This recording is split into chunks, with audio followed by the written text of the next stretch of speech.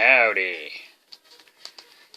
Well, it's me coming to you again from the record room with a little bit different video this time. A couple days after Christmas, here in December, we're having a lot of rain and a lot of warm temperatures, and I'm not complaining about that. So anyway, I got some stuff to show. This is like an updated version of a video I made from my old channel quite a while back, and I just thought I would do this again since I have a new channel now, and maybe anybody that didn't see the old one can see the new one. Let me clear a space here. I should have done that before I turned the camera on. So anyway, back in the 90s, there was a fanzine or a magazine, turn that down, called Cool and Strange Music Magazine. And I started a group on Facebook. It's called the Cool and Strange Music Magazine fan page, something of that sort, which this video will probably be posted on there. And that keeps getting so loud. There we are.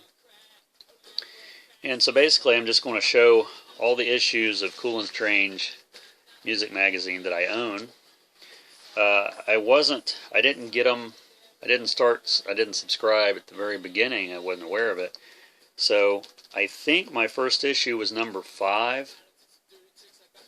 But I don't have that one for some reason. I don't know what happened to it.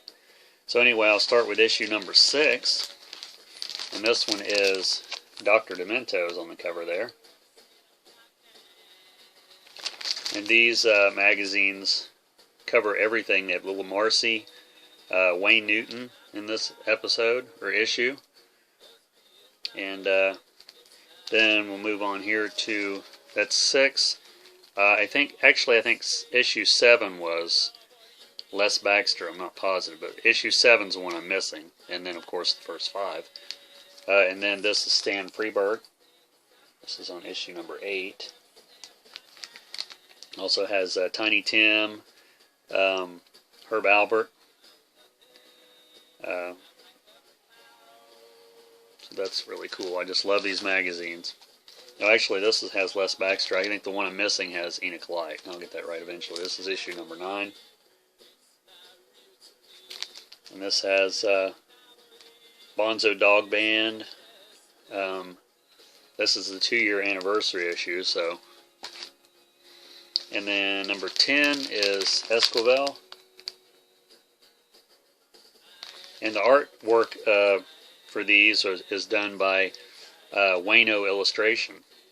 He's also on Facebook if you want to check him out.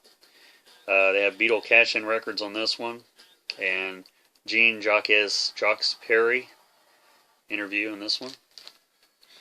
And then issue number 11, these got a little bit bigger in size, because size does matter. And this is Davy Allen, sorry. Also, They Might Be Giants is in this one. Weird Christmas Records, sitar music. You know, everything that everybody really should have in their collection. Lay these down here. Issue number 12 was not only one of the big issues, but it was the first color issue with Tom Jones on the front. The Archies is in this one. Lounge Record Treasures. Song Poem Music. Awesome. And then we have on issue 13 Alvino Ray. The artwork on these are just great. Hanna-Barbera Records, Claudine Longet, Star Wars Cash-In Records. Issue 14 was a really popular one, Mrs. Miller. You can't go wrong with Mrs. Miller. Also had the music of Orion in here, Elvis Parody Records, the Pocaholics. The Record Stores of Boston is in this one. Record Stores of Florida was in the Alvino Ray one. Each issue had, that was Atlanta on Tom Jones. You know, they review record stores in them specific towns Goodwills and whatnot, and I took mine to Florida on my Florida trip, and I found just about everything that was in the list. So this is issue 15 with Julie London. Also has Wildman Fisher, Christmas Compilation Craziness, in Portland's record stores. Issue 16 is Spike Jones. Gotta have Spike Jones on one of these. Burt Kemfert's on this one. Love Burt Kemfert. High School Band Records, Esquivel. Love Esquivel. And this was, it says display until June of 2000. So that tells you how far along we are. This is issue 17 with Alan Sherman. And we got Robert Moog in this one, Nervous Norvus, Incredibly Strange Music Story. I'll have to get these out and read them again. This is the 4-year anniversary on this one. I think the magazine was, I think it was, correct me if I'm wrong out there, I want to say twice a year. Is that true? Was it maybe 4 times a year? Let me know. I don't remember. Issue 18, Screaming Jay Hawkins. And Ethel Smith is in this one. Tom Lehrer, Whistling Records. Spooky Records. It's awesome.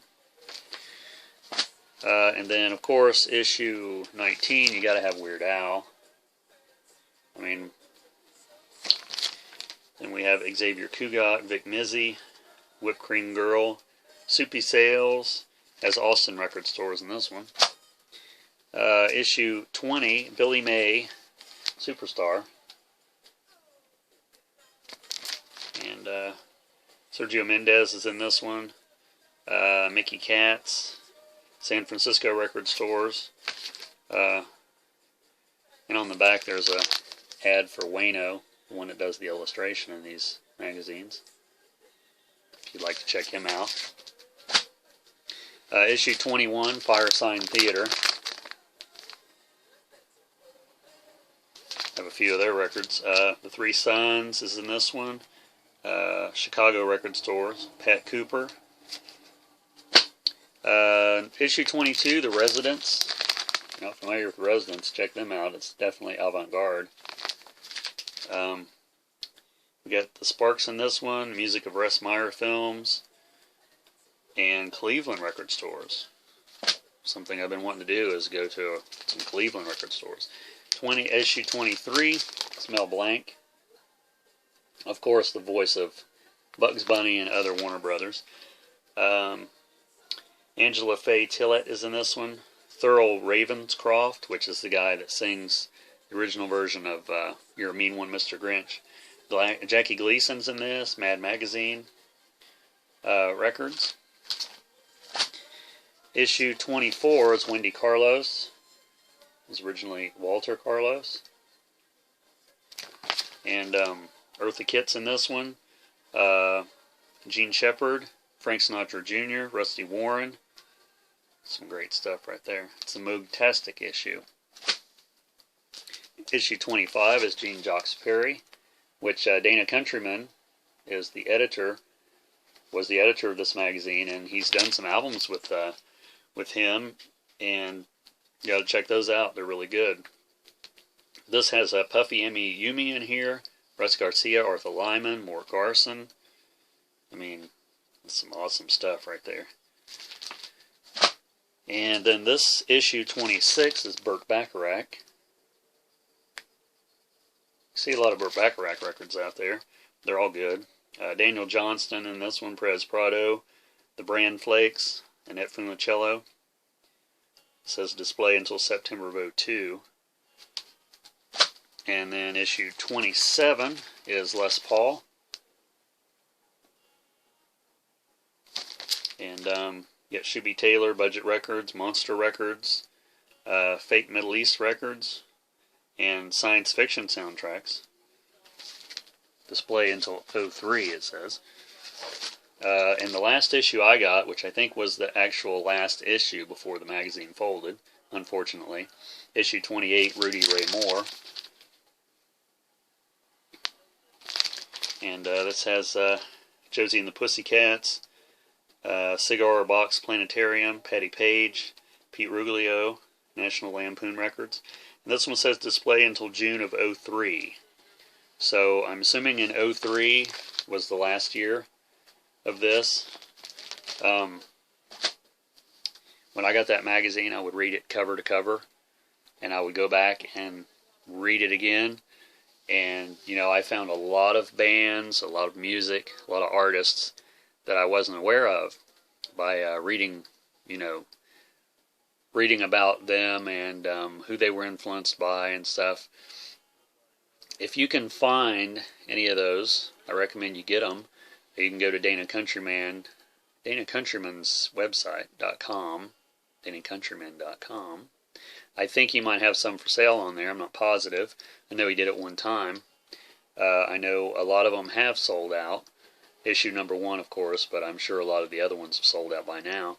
I really wish I had the first 5 issues and that one issue I'm missing, but I don't know what the chances of that is, because you get on eBay and, you know, stuff, if it's even on there, stuff's outrageous or potentially outrageous. So, but anyway, just thought I'd show those and post them again in case you haven't already seen them. Little update there. So hope everybody's had a good year and a good Christmas, and we'll see y'all probably next year.